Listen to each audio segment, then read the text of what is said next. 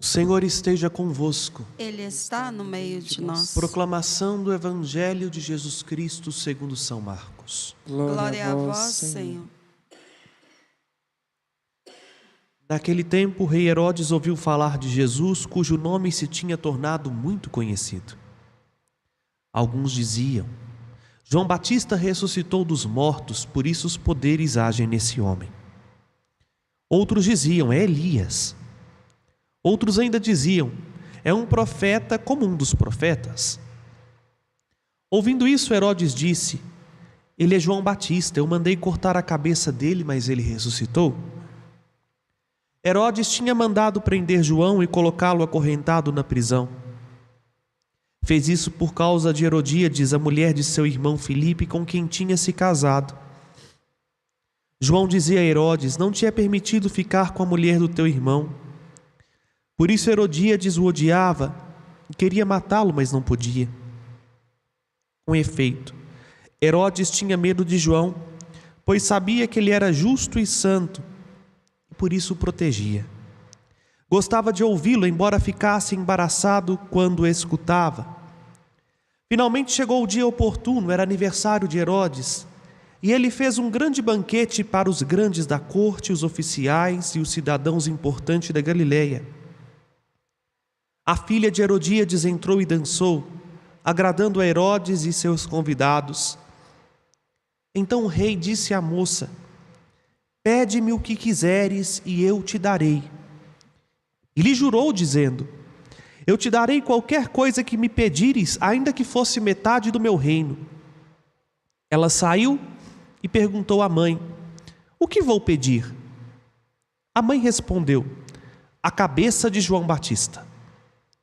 E voltando depressa para junto do rei, pediu: quero que me des agora num prato a cabeça de João Batista. O rei ficou muito triste, mas não podia recusar. Ele tinha feito um juramento solene diante dos convidados. Imediatamente o rei mandou que um soldado fosse buscar a cabeça de João.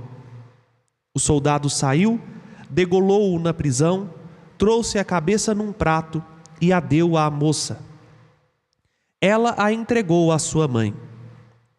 Ao saberem disso, os discípulos de João foram lá e levaram o cadáver e o sepultaram. Palavra da salvação. Glória a vós, Senhor.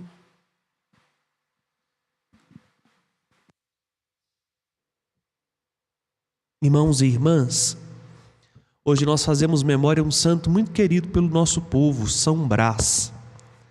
São Brás nasceu por volta do ano 260, ou seja, 1740 anos atrás, mais ou menos, para arredondar a conta. E São Brás era um homem notório na sua região, estudado em medicina, viveu uma parte da sua juventude no ofício da cura, do cuidado dos enfermos e dos doentes. São Brás também era um homem muito culto e inteligente, porém encontrou-se com Jesus. Fez uma experiência de profunda intimidade com o Senhor, que o levou a abandonar tudo, a sua carreira de médico, as pessoas com as quais conviviam, e retirou-se para uma gruta isolada, numa região do deserto, perto da localidade onde ele morava. Ali, Brás viveu alguns anos, alimentando-se do que tinha ao seu redor e dedicando-se exclusivamente à oração. Porém, não é muito difícil de saber que notícia corre. Basta ter mais um perto para a notícia espalhar. Nós, seres humanos, somos assim, né? Temos uma facilidade de fazer fofoca, de espalhar notícia e a coisa vai correndo. A vida de Brás não ficou escondida, por mais que ele quisesse viver solitário. E sua santidade começou a ser notória, ao ponto de que as pessoas da cidade vizinha comentavam que numa caverna morava um homem santo.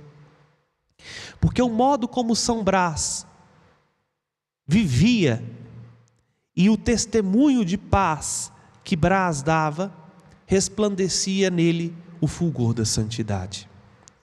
A tal ponto de que quando o bispo daquela cidade morreu, eles foram ao encontro de Brás e pediram para que ele fosse o seu bispo.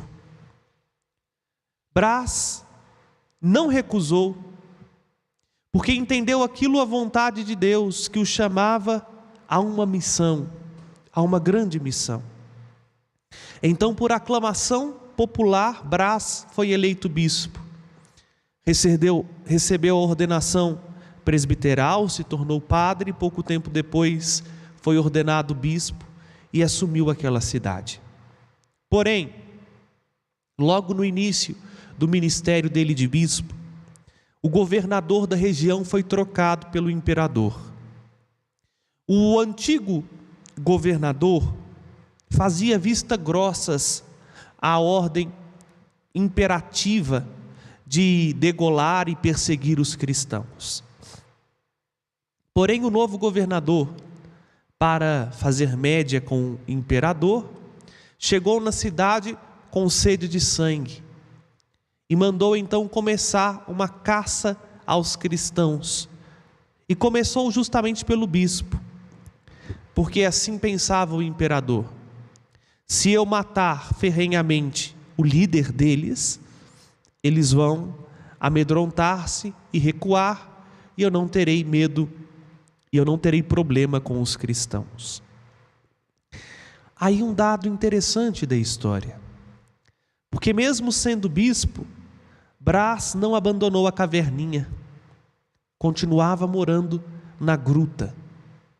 E lá foram então os soldados romanos para buscar Brás, que prontamente o esperavam, e conta-nos a ata do seu martírio, que os soldados, ao chegarem na sua porta, o encontraram recebendo com cordialidade e dizendo: estou pronto para dar a minha vida por aquele que morreu por mim.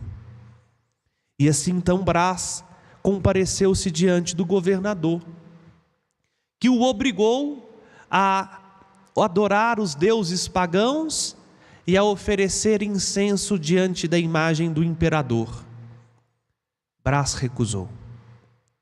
E recusou dando testemunho com as mesmas palavras que nosso Senhor Jesus Cristo deu ao diabo no deserto: adorarás somente ao Senhor teu Deus e só a Ele servirás. Isto causou uma ira tão grande no governador, que mandou Brás ser açoitado muitas vezes. E depois de açoitado, já com seu corpo todo em feridas, jogado na prisão.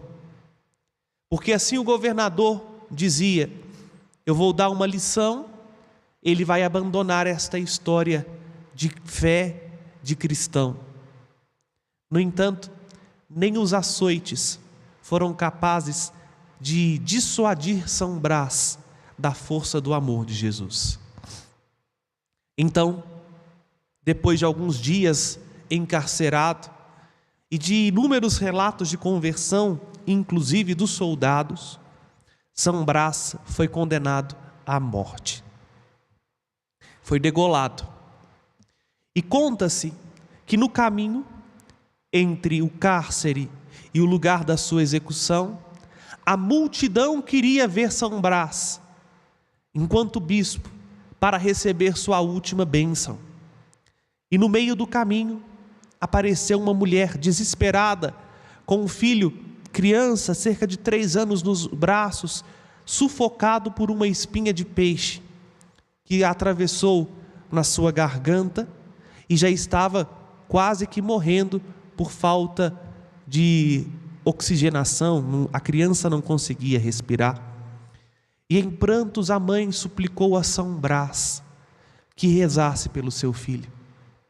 Brás parou, elevou os olhos ao céu e fez uma pequena cruz na garganta da criança, que imediatamente expeliu a espinha do peixe e voltou a respirar normalmente. Por isso São Brás foi atribuído ao santo protetor da garganta, e hoje, ao final da missa, darei a bênção da garganta por intercessão de São Brás, em especial aos nossos músicos que aqui estão e a vocês que nos acompanham pelos veículos de comunicação. Derramou o seu sangue como Cristo e não hesitou em morrer por ele.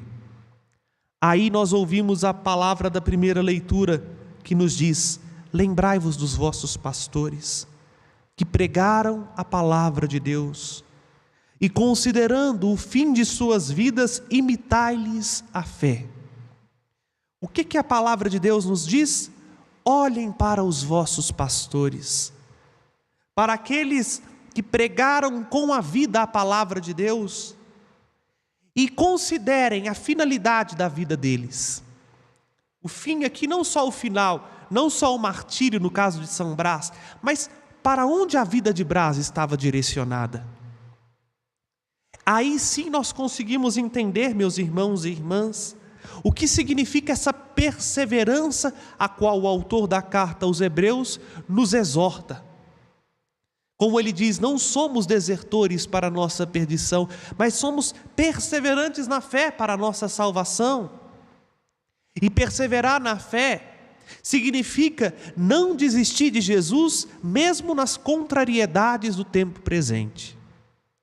É não perder a oportunidade que o Senhor nos concede no agora, de nos aproximar dEle e de beber desta fonte de salvação que é o Senhor. Quantos, meus irmãos e irmãs, desperdiçam graças, e graças copiosas, estando à beirada da fonte e dela não fazem caso. Recordo-me da época de seminarista, uma vez padre Reginaldo Peçanha, um homem santo, um grande padre, hoje já com mais de 85 anos, que era nosso diretor espiritual, e ele dizia insistentemente: cuidado, seminaristas, para vocês não morrerem de fome à beira da mesa, porque de fato muitos de nós estamos à beira dos sacramentos, do lado de Jesus, mas não nos alimentamos dele. Entretidos em nós mesmos, entretidos com os nossos pensamentos, entretidos com inclusive as coisas que nos distraem, os veículos de comunicação social, perdemos a força que pode nutrir o nosso coração, e justamente por isso não sabemos por que mais vivemos. Qual é a finalidade da sua vida, hein? Se você fosse chamado diante do tribunal de Cristo, ou uma palavra bem rasgada, se você fosse morrer hoje, o que você deixou de rastro? Qual o testemunho que ficou? E o que adiantou tudo que você fez?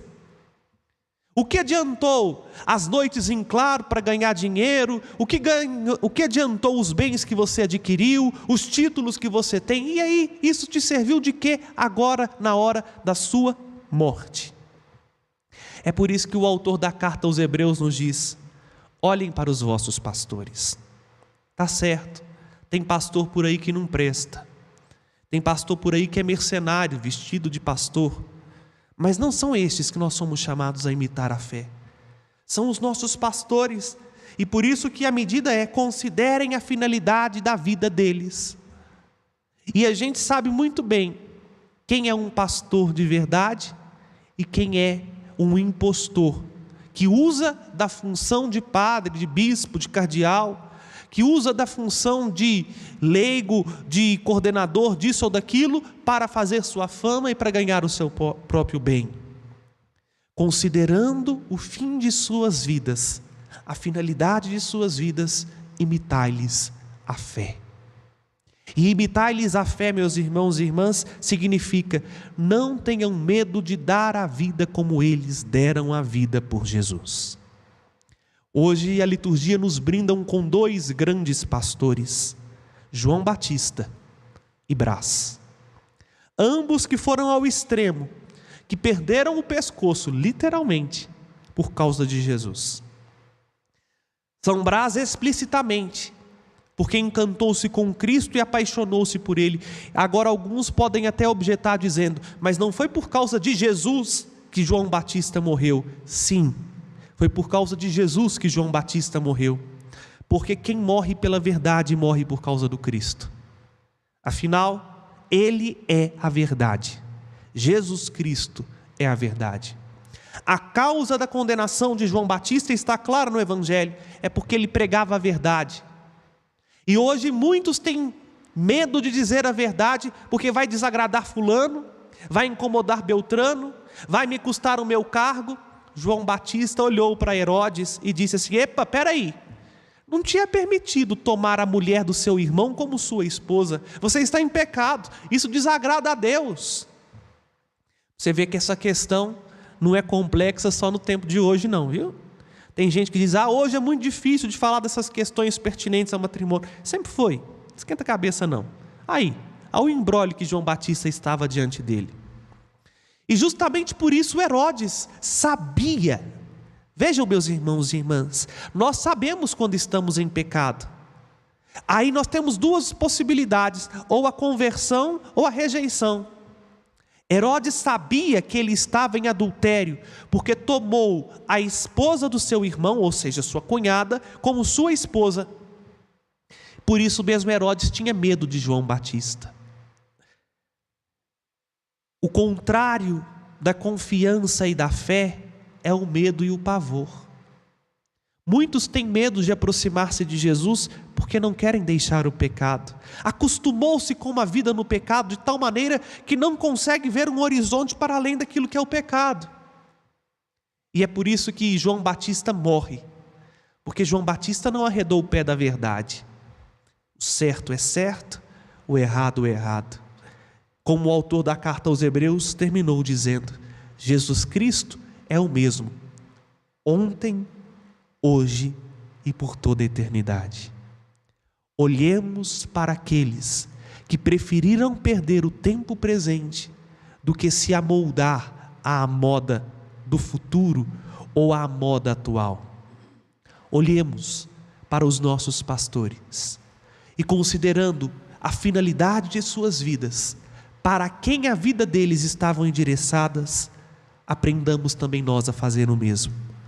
Porque só quando Jesus é o sentido total das nossas vidas, nós somos capazes de dar inclusive o nosso sangue por causa dele.